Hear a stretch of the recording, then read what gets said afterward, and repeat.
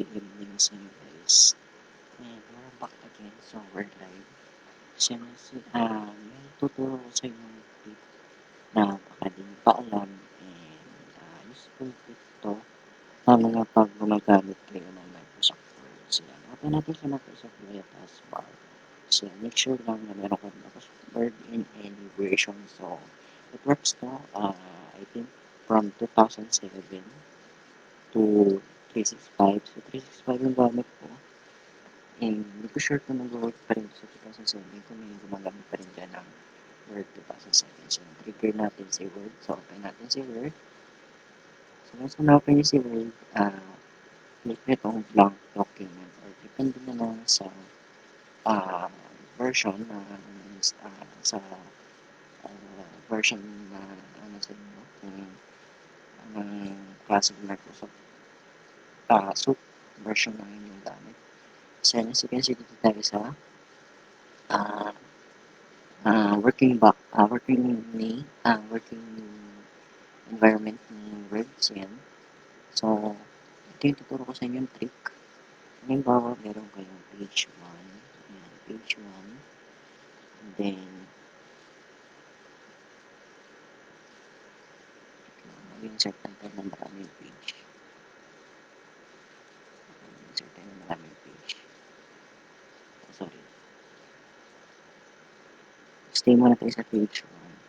So, halimbawa itong page 1 is kasi yung portrait. Tapos na naman tayo sa page 1. Ganyan. Ayan, nag-type kayo sa page 1.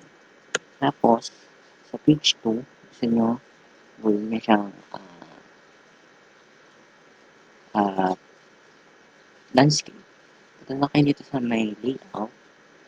Ayan, so punta nyo sa layout, punta kayo dito sa may breaks. Sa breaks, dito sa may section breaks, hanapin nyo itong next page. Pag click nyan, may next page yan.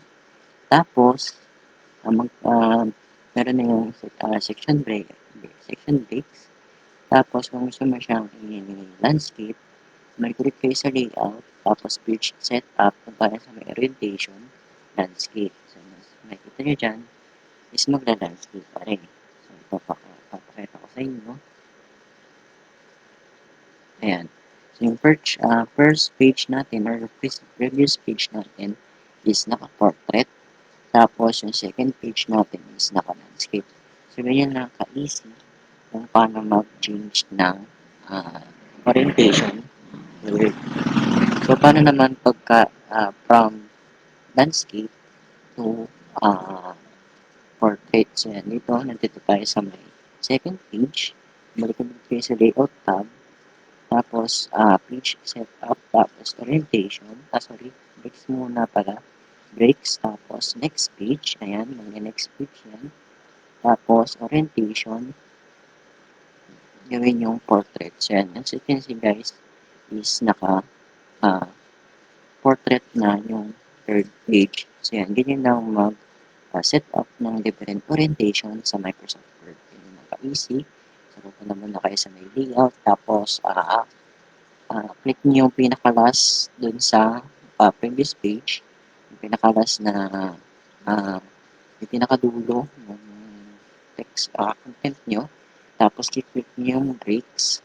Ayan. Tapos, pag-click nyo ng breaks, section breaks, tapos, next page, ayan. Tapos, insert siya ng section breaks. Tapos, saka niti-click yung orientation and then, pwede kayo na kung anong orientation dyan. Make sure lang guys yung, hindi nyo pipindutin itong halimbawa itong may text. Halimbawa dito sa gitna ng text kasi pagka pinindot yan, tapos selection breaks niyan, lilipat yan, nanlilipat sa mga susunod na page. So, yun lang guys, and thanks for watching.